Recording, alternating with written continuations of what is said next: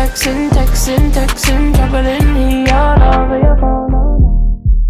Hey, what's up people, j'espère que vous allez bien. Ça fait longtemps là j'ai pas filmé, je suis désolée, les cours me prennent mon temps, mon énergie, tout ça. Mais en tout cas voilà, je vous ai demandé sur Instagram si ça vous intéressait que je vous fasse une vidéo sur comment être indépendant, parce que si vous ne savez pas, je suis étudiante et je vis seule. Voilà, j'ai un appartement. Je voulais savoir si vous étiez intéressé par ce genre de vidéo. Vous m'avez dit, je ne sais pas plus combien de pourcents, mais plus de 80% oui. Donc voilà, je vous fais cette vidéo. Avant toute chose, si tu n'es pas abonné, n'hésite surtout pas à le faire, ça prend même pas une seconde. Avant de rentrer directement dans le sujet, je me permets de vous parler d'une marque avec laquelle j'ai eu la chance de travailler. Donc c'est la marque Soho. J'espère que je l'ai bien prononcé, j'ai essayé de le prononcer un petit peu à l'américaine vu que c'est une marque américaine, il me semble basée à New York si je ne me trompe pas. C'est une marque de bijoux, mais pas n'importe quel bijou, c'est des bijoux que vous pouvez personnaliser et j'ai vraiment aimé cette idée. Il y a pour femmes, pour hommes et femmes. Moi personnellement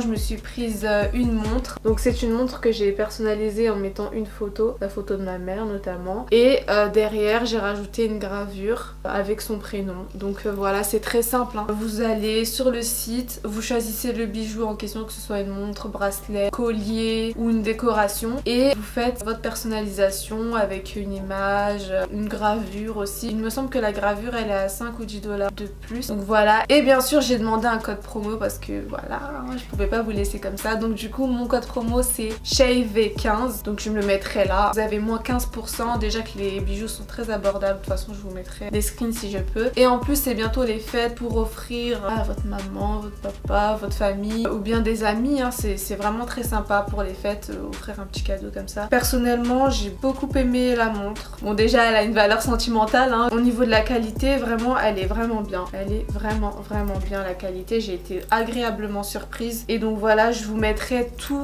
les liens en barre d'infos pour que vous puissiez aller sur le site. Donc maintenant on va commencer la vidéo. J'ai reçu pas mal de questions parce que je vous ai demandé de me poser des questions sur Instagram. Je vais essayer de les répondre en abordant chaque sujet important. Donc il y avait beaucoup de questions sur le budget, comment s'organiser par rapport à son budget, comment trouver un logement. Il y a eu aussi comment aménager son appartement, aussi la partie psychologique aussi, comment on le vit. Je vais essayer de vous répondre au mieux en tout cas. Donc je vais commencer par comment trouver un logement, étudiant ou travailleur ou selon chaque situation. Donc pour ma part personnellement je suis étudiante et mon appartement je l'ai eu avec le Crous. Je pense que vous connaissez un petit peu, chaque année vous devez faire une demande de bourse et c'est à ce moment là que vous pouvez demander en même temps un logement. Ce que les étudiants font comme erreur et que j'ai déjà fait d'ailleurs, c'est la bourse, vous savez si vous l'avez ou pas, et par rapport au logement vous voyez qu'à la fin on vous met toujours en attente de décision. Et bien en fait ça faut pas laisser comme ça. La première fois que j'ai demandé j'ai laissé comme ça, du coup je l'ai jamais eu l'appartement. Et ben en fait non, on envoyait des mails, les appeler, les harceler pour savoir vraiment s'il y a un appartement de disponible à tel ou tel endroit selon ce que vous avez choisi. Quitte à contacter une assistance sociale pour appuyer le dossier, vraiment faut y aller. Il faut pas se reposer sur vos lauriers parce que si vous comptez juste sur la demande de logement en tant que tel sur le site, on va jamais vous contacter parce que en fait les logements ce qu'ils font c'est qu'il y en a hein, mais ce qu'ils font c'est qu'ils les gardent pour les étudiants qui viennent de l'étranger, qu'ils aient un lieu pour vivre en fait. Donc du coup faut vraiment montrer que vous avez vraiment besoin de ce logement pour pouvoir y accéder et vraiment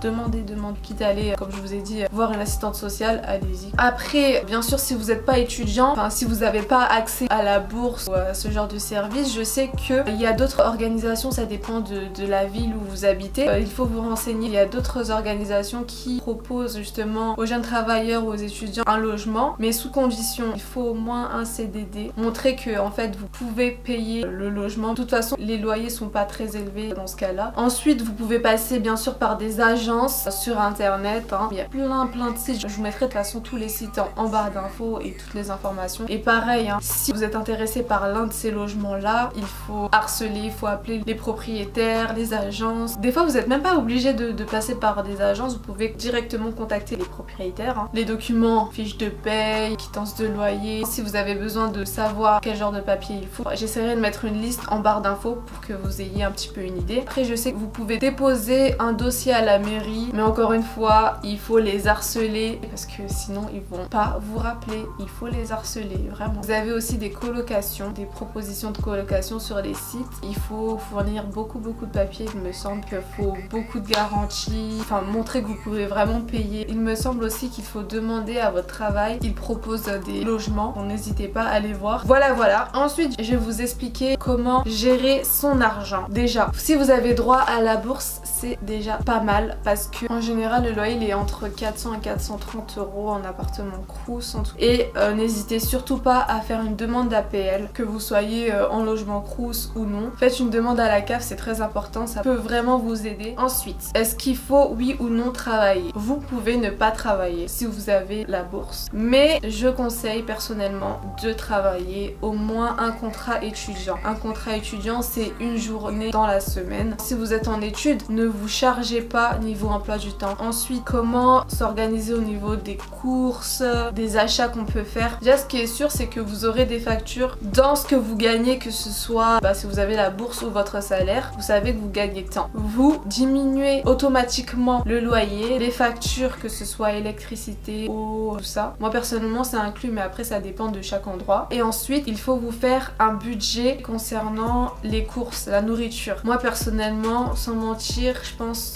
une centaine d'euros par mois pour une personne largement. En fait ce que vous faites, c'est que avec ce que vous gagnez, vous enlevez déjà tout ce qui est facture et nourriture, ça c'est la base. Et avec le reste, vous pouvez vous faire plaisir en fait. Avec le reste, vous pouvez vous faire plaisir tout simplement. Par exemple, il va faire froid, si je dois m'acheter des pulls, des trucs comme ça, je prévois vraiment. Mais en tout cas, il y a ça. Dites-vous qu'il y a par mois, dans ce que vous gagnez, il y a forcément tant qui part en facture et dans les courses. Et organisation niveau ménage, sortie, tout ça. Dans les dépenses pour vous faire plaisir, essayez de voir si vous pouvez sortir avec des amis. Je vous dis, en tout cas, c'est beaucoup de sacrifices. Moi personnellement, ça va. Je suis pas quelqu'un qui sort beaucoup, mais si vous aimez sortir et tout, faudra bien gérer. C'est pas impossible vraiment, si vous gérez bien votre argent, vous pouvez vous faire plaisir. Aller au resto, tout ça, vous pouvez. Ensuite, ce qui est organisation, ménage et tout ça, vous prenez un jour dans la semaine, vous faites un bon ménage. Souvent c'est le week-end qu'on fait ça, le dimanche notamment, mais ne laissez pas accumuler, essayez d'arranger. Voilà, moi chaque matin je fais mon lit, j'arrange le désordre et tout, enfin s'il y en a. En tout cas, pour faire un bon ménage, genre passer la serpillière, tout ça, choisissez un jour dans la semaine, essayez d'arranger votre petit habitat au fur et à mesure. Est-ce qu'on peut se faire aider par la famille?